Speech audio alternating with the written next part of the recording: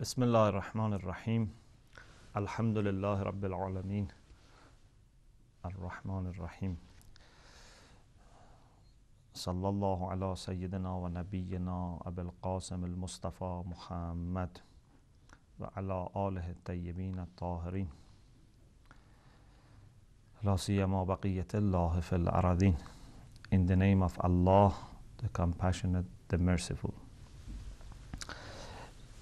This is lesson 12 of the book Philosophical Instructions, and it is our 15th session that we have been studying the book Philosophical Instructions. This lesson is about the principles of epistemology and that they are self-evident and they do not need to be proved. There are several issues, several problems that are studied in this lesson. First of all, the author begins with a description of the way philosophy needs epistemology. So he says that we should know that if we consider the general and the broad sense of the term episteme or knowledge or al-ilm or al-ma'rifah, then we will need to discuss many issues. Even, for example, issues such as the truth of mystical experiences, mystical visions, or about the way that we know something through revelation. All these things will be included. But what is common among epistemologists is that they just discuss about our perceptual knowledge and our intellectual knowledge. So knowledge that we may have by intuition or, for example, by mystical visions or by revelation are excluded. And regarding those problems which are related to perceptual knowledge and intellectual knowledge, still we will be selective.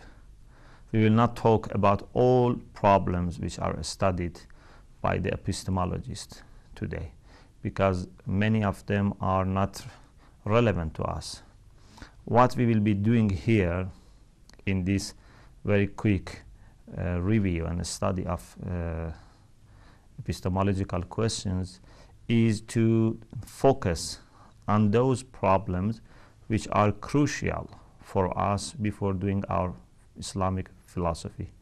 So we need to discuss about several issues which will help our study of Islamic philosophy.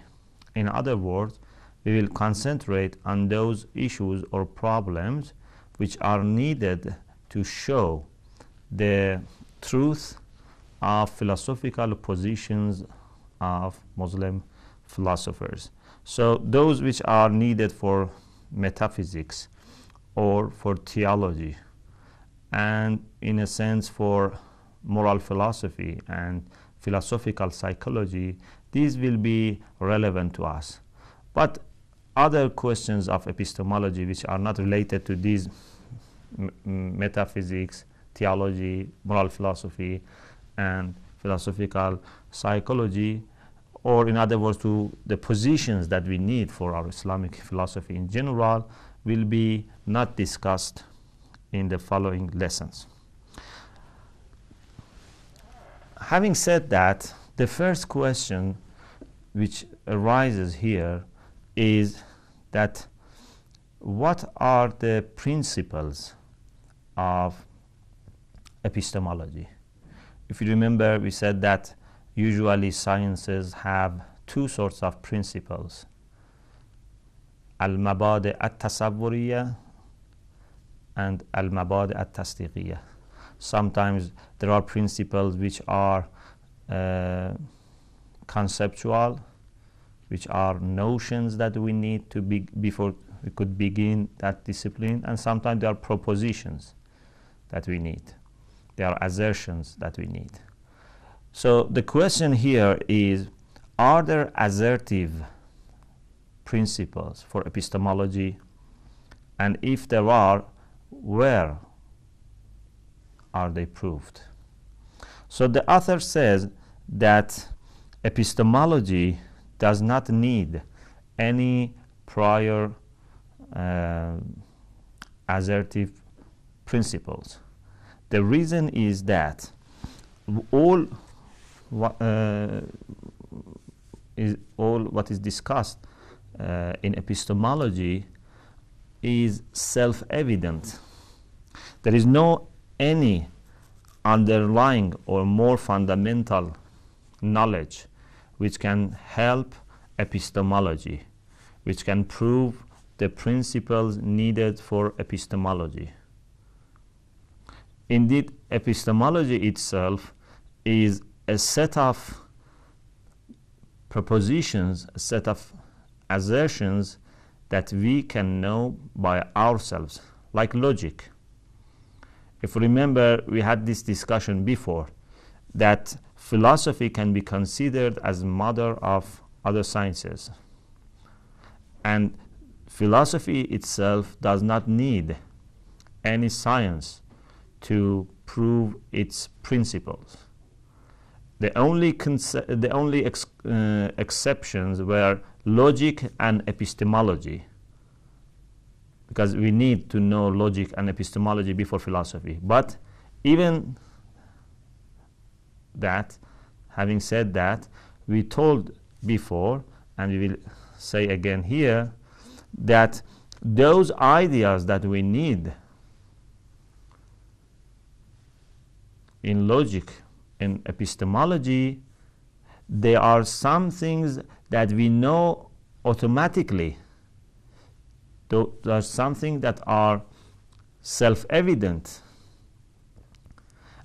The only help that a study of logic can provide is to make those things that we already know, those things that our mind works according to them automatically, make them cleared, make them clarified, articulated, so that we don't make mistakes.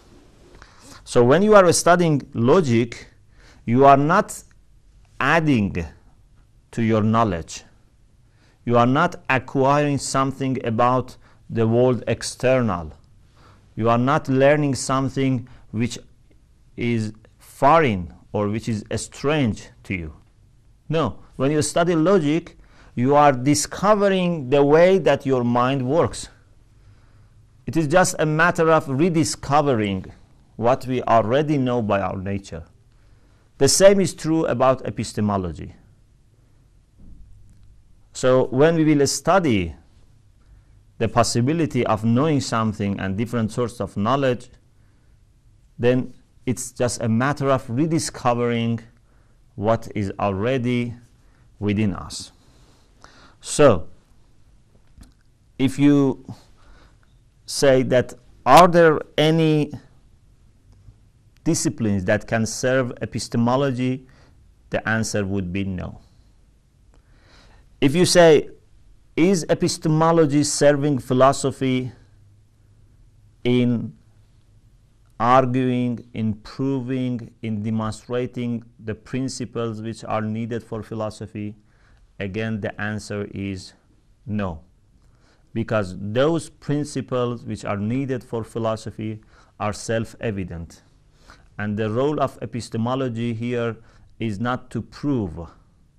It's rather an expository role.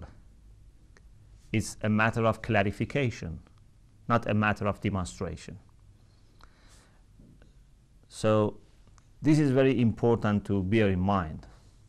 So epistemology helps helps a student of philosophy to be able to expose, clarify what he himself already knows by nature.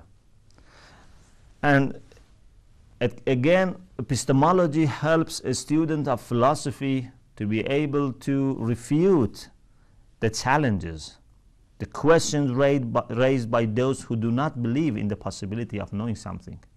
So you should know how to refute them. Something new that is mentioned here in this lesson is that epistemology helps philosophy also in another sense, in another way. And that is to bring about a secondary knowledge, a knowledge about knowledge. In philosophy, you know many things about logic, about epistemology, automatically, by nature. You don't need necessarily to study sometime logic and sometime epistemology and then enter into the field of philosophy. There are many things that already you know. Not only you as a student of philosophy, but ordinary people. Even the people who are not studying philosophy, they know many of these things. But there is a difference between knowing something and knowing that you know something. This is a secondary knowledge. We know automatically, we know by our nature many rules of deduction. How can we argue from something for something else? But we may not be able to explain, we may not be able to articulate the requirements and conditions related to the form of the argument or to the content of the argument. So the benefit of learning logic is to help us to know what we know. The benefit of epistemology is to help us to know what we already know. And this is very important, because when you have this secondary knowledge, it means that you are fully aware of what you are doing, and you are supervising your knowledge, you are observing your knowledge, so that you can make sure that there is nothing missing there, there is no shortcoming there, there is no mistake there, there are no mistakes there. So the need that we have for theology, for logic and epistemology, is to double our knowledge, to have knowledge about our knowledge. This is also something that is important and we should consider and bear in mind. So up to now we have said that many problems are included in epistemology, can be included in epistemology, but conventionally, ordinarily, they are not discussed, and the epistemologists today are mostly concerned with those matters which are related to perceptual knowledge and intellectual or rational knowledge. Secondly, we said that among those issues, we are only concerned with those issues which are important for us as a student of philosophy who wants to study metaphysics, theology, moral philosophy, and philosophical psychology. So anything other than that will not be relevant to us in our study here. And then we said that epistemology is not in need of any prior, any more underlying or fundamental discipline to provide it with principle. We said that the principles that we need for epistemology are self-evident. Then we said the same is true about philosophy, and we said that the help that epistemology and logic offer to philosophy is not to prove the principles of philosophy. No, it's to expose, to clarify those principles which are self-evident by themselves. And then we said that secondly, logic and epistemology help us to have knowledge about what we know, to make us aware of what we already know.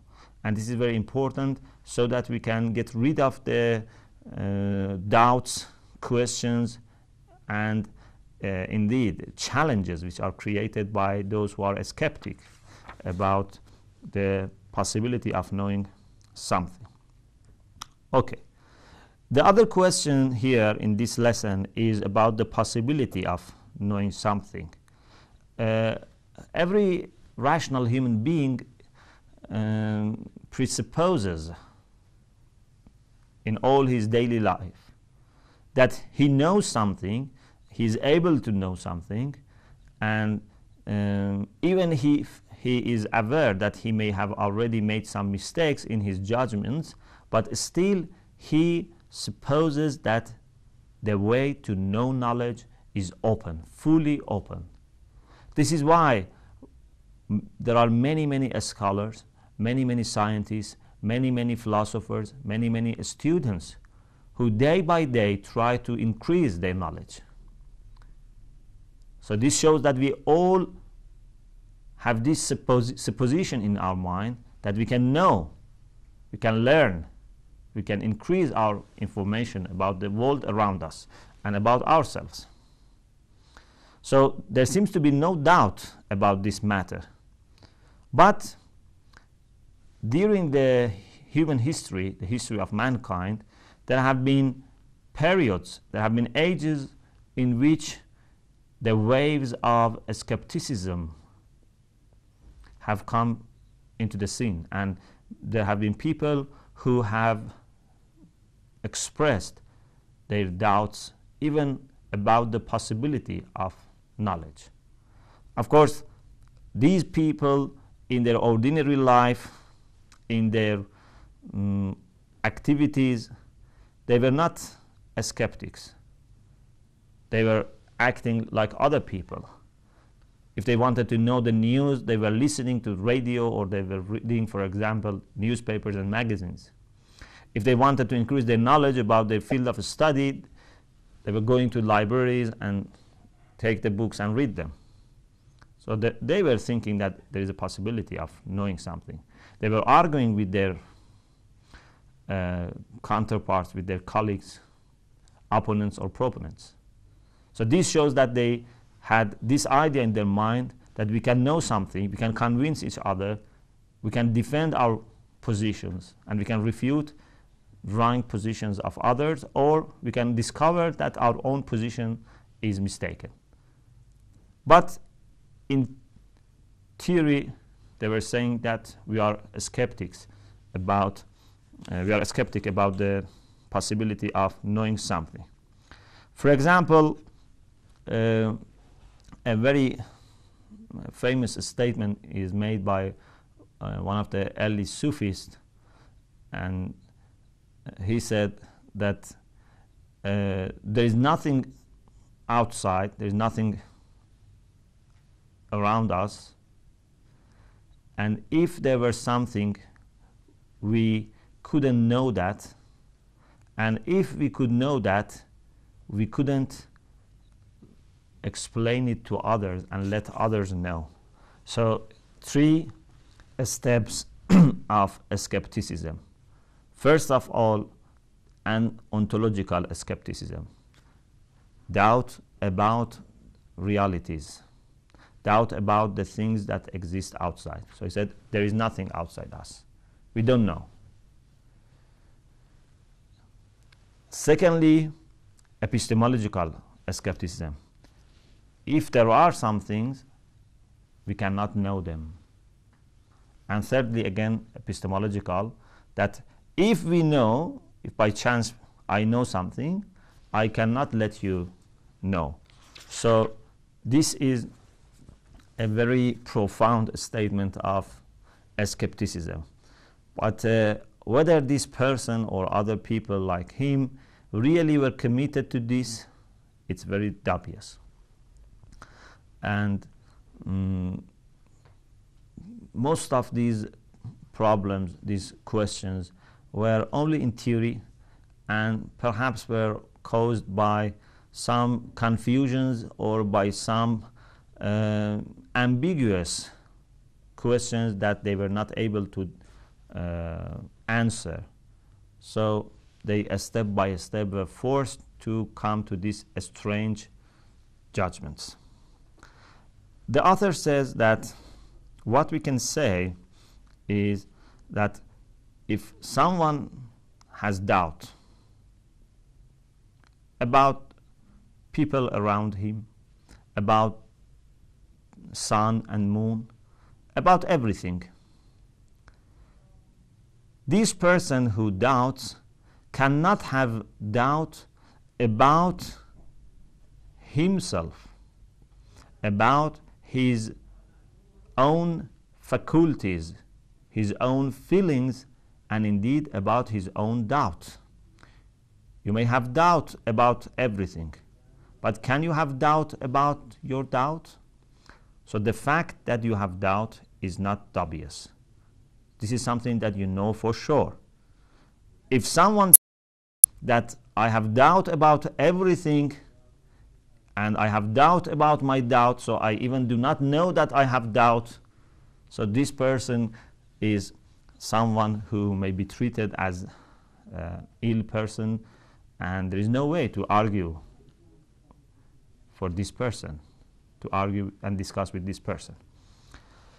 So whoever is actively involved in philosophy, in arguing for philosophical positions, even if his position is a skepticism, it means that he accepts that he knows something, and more importantly, that there is a way to communicate and convince each other.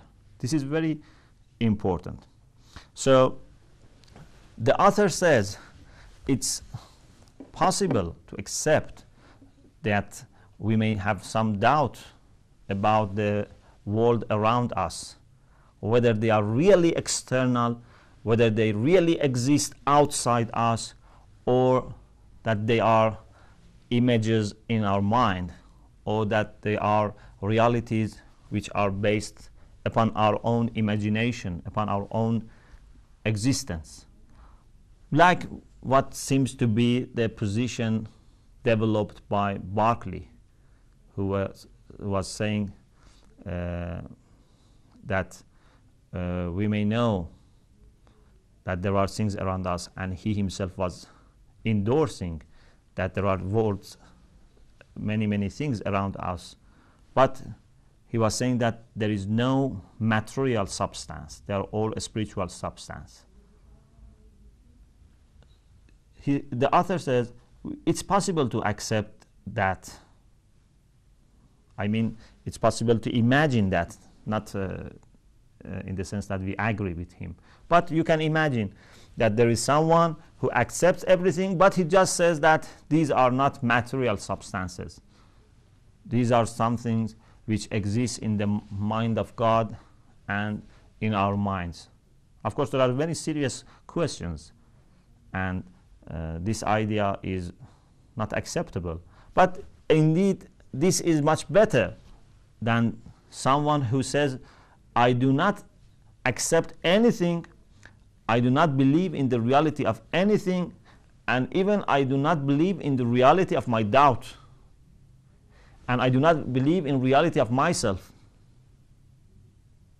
So those positions which are adopted by people like Berkeley are much better than positions of these people. Many skeptics have not been so odd. They have not been saying that we do not believe in the reality of our doubt. But if there is some person saying this person is someone who cannot be taken seriously in the philosophical world. This person is someone who must be treated as ill person. Okay.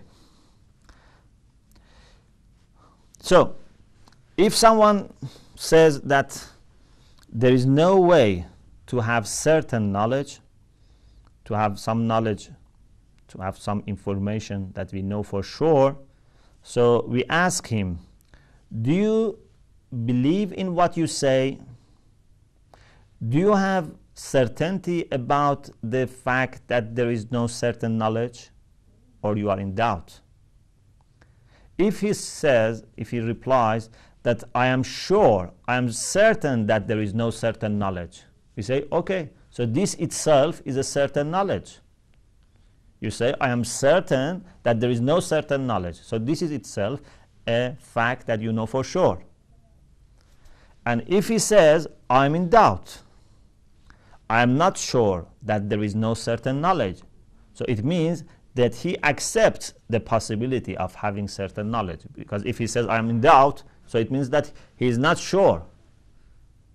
So he must accept that there is a great possibility for having certain knowledge.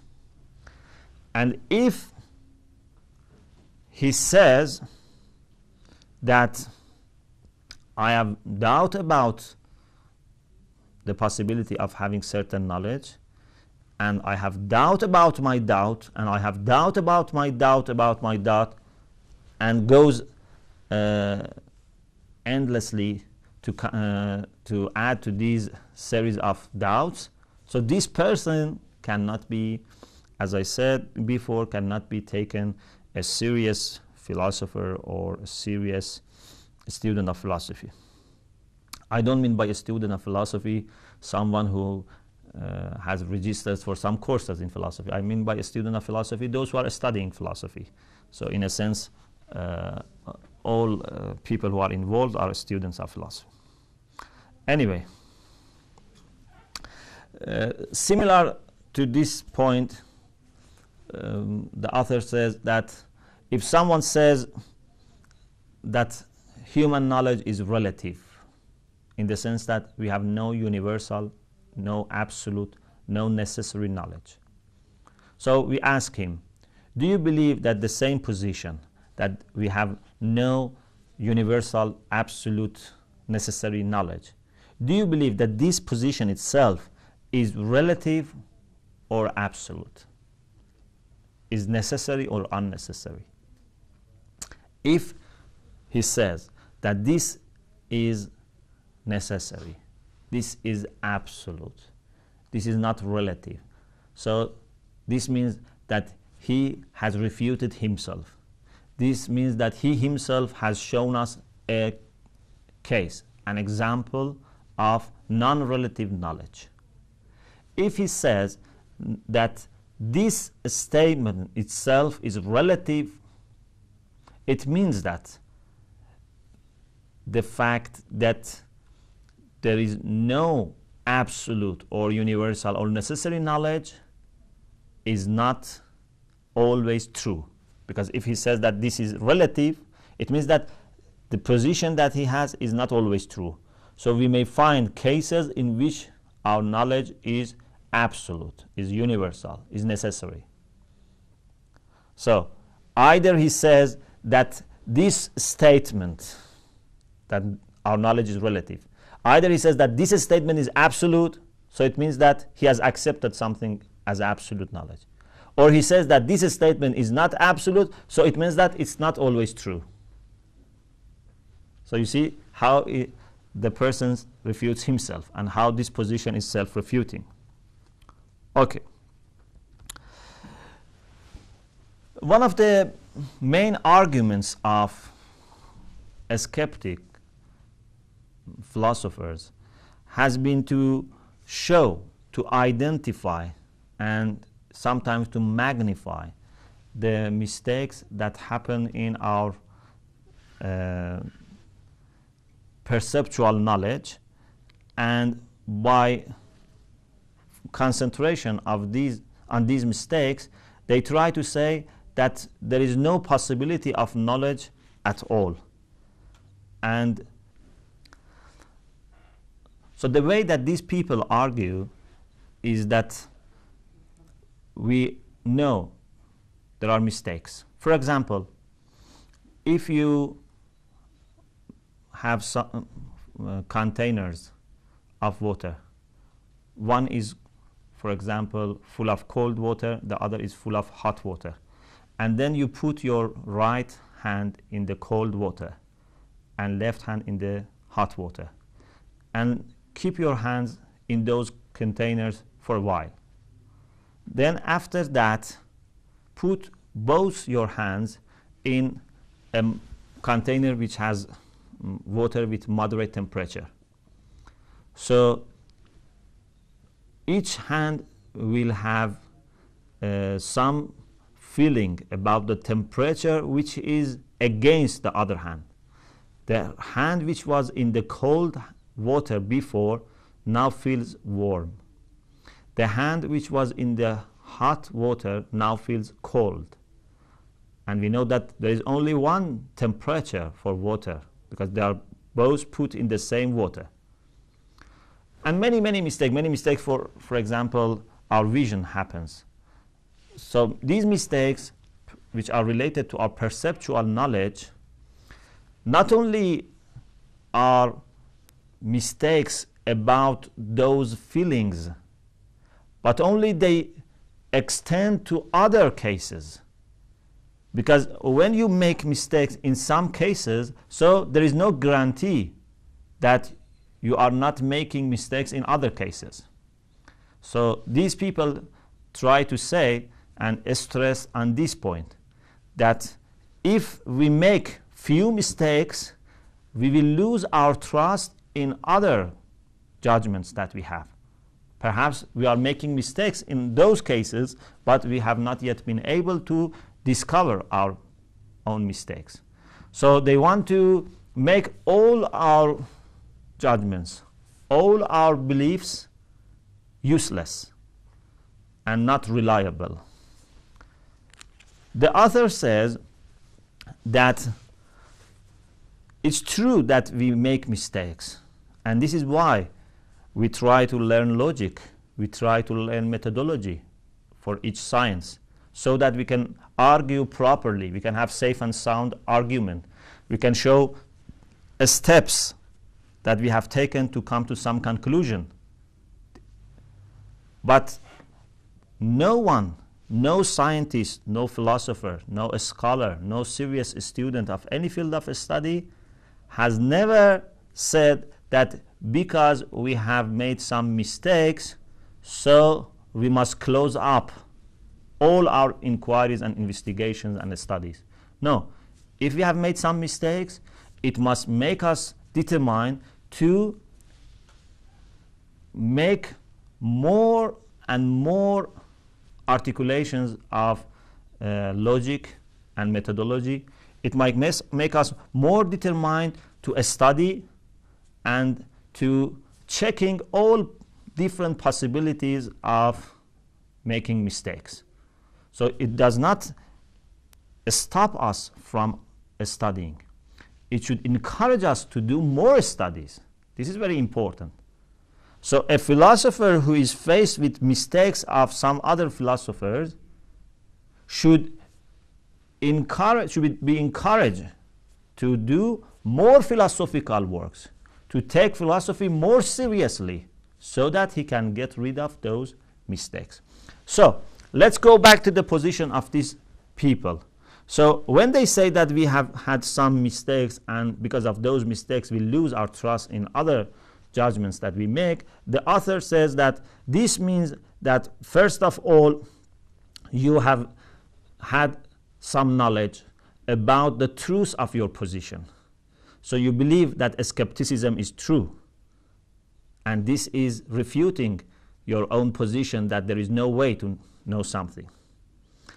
Secondly, when you say that we have been able to identify our mistakes, we know that we have had some mistakes. So again, this is a knowledge. Knowing that you have made mistakes by itself is a knowledge. So you have had some knowledge. So you accept that you have had some certain knowledge. Then you say that there have been some realities that we made mistakes in knowing those realities. For example, the temperature of water was the same, was moderate, but we had two conflicting feelings. So it means that you believed that there was a water and the water had the same temperature. So this is also some other realities that you have to accept. Or for example, when you say that I have made mistakes, or the person who does this has made mistakes, so this means that you have accepted that you are there, or the person who was making mistakes is there. So you have accepted the reality of people.